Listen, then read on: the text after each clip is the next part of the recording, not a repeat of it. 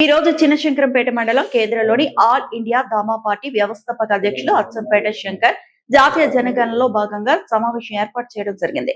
ఇందులో భాగంగా ఓబీసీ కాలం ఉండాల్సిందేనని all India ధామా party కోరడం జరిగింది.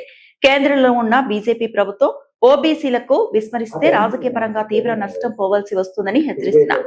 సామాజిక ఆర్థిక రంగాల్లో దేశ అభివృద్ధి చెందుతుంది అంటే కేవలం బీసీ వల్లనే అనేది కేంద్ర ప్రభుత్వం దృష్టిలో ఉంచుకోవాల్సిన అవసరం ఉన్నది.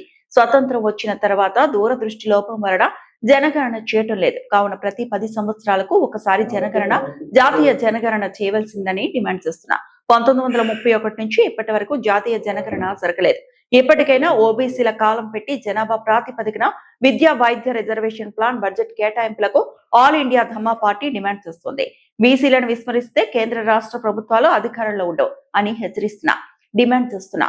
తెలంగాణ రాష్ట్రంలో బీసీలను 56.8% ఉన్నారు అని గుర్తించినందుకు అభినందిస్తున్నామని మేము కోరుకున్నాం. ఇట్టి సమావేశంలో దివ్యాంగుల కోసం కూడా మాట్లాడటం జరిగింది. కాంగ్రెస్ ప్రభుత్వం ఇచ్చిన హామీ మేరకు దివ్యాంగులకు 6,016 రూపాయలు, వృద్ధులకు వితంతువులకు 4,016 రూపాయలు ఇస్తారని ఇప్పటికీ కూడా ఎలాంటి ఊసుపోసు లేకుండా చేస్తుంది ప్రభుత్వం. దీనికి మేము చాలా ఖండిస్తున్నాం. ప్రభుత్వాన్ని హెచ్చరిస్తున్నాం. మేము అడిగిన విషయం కాకుండా తమంతలో తాము చెప్పిన ప్రకారంగా ఇవ్వకపోవడం చాలా దురదృష్టకరమని మేము భావిస్తున్నాం. ఇట్టి కార్యక్రమంలో బీసీ సంఘం నేతలు, బీసీ వికలాంగుల సంఘం జిల్లా అధ్యక్షుడు కుమ్మరి కుమార్ మరియు జిల్లా విఎస్పీఎస్ జిల్లా అధ్యక్షుడు బాచుపల్లి పాండు, జిల్లా ప్రధాన కార్యదర్శి నందిగల భూమయ్య, వాసు, రామ్ నాయక్, రమేష్, చిప్పకృష్ణ, రెడ్డి నాయక్ తదితరులు పాల్గొన్నారు.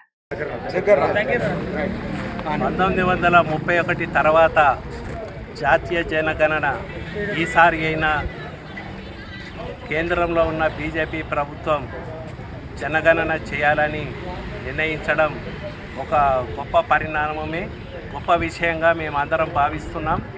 మరి ఈ జాతీయ జనగణనలో 40 కాలమ్స్లో ఓబీసీ అనే కాలం లేకపోవడం వలన భారతదేశంలో ఉన్న ఈ బీసీ ప్రజలందరూ సంతృప్తి వ్యక్తం చేయడం లేదు. అందుకని ఈ 40 కాలంలో ఒక కాలం ఓబీసీ అని పెట్టి భారతదేశంలో ఓబీసీలు ఎంతమంది ఉన్నారు అనేది గుర్తించవలసిన బాధ్యత ఢిల్లీ ప్రభుత్వందే అనేది ఆల్ ఇండియా ధమ్మా పార్టీ ప్రత్యేకంగా డిమాండ్ చేస్తుంది.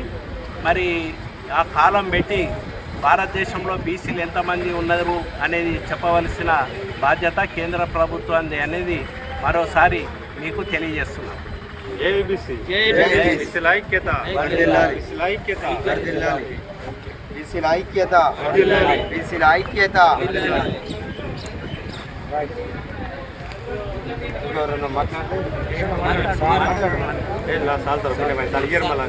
మరిన్ని అప్డేట్స్ కోసం మా ఛానల్ని సబ్స్క్రైబ్ చేయండి.